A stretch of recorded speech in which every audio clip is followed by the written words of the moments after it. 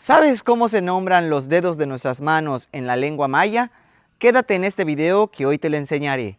Iniciamos con el dedo pequeño, el dedo meñique, que se dice tup, tup, tup.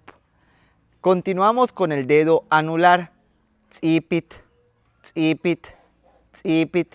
Continuamos con el dedo de medio que se dice chumukkap, chumukkap, chumukkap. Proseguimos con el dedo índice, que se dice tuchup, tuchup, tuchup.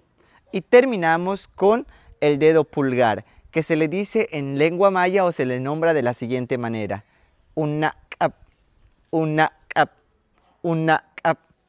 Muy bien, ahora que ya te sabes cómo se nombran los dedos en la lengua maya, vamos a repasarlos. Tup, tzipit, chumukkap, tuchup, unakap.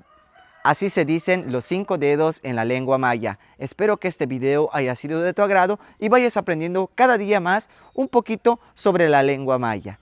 Malo, canantaba. Bueno, cuídate.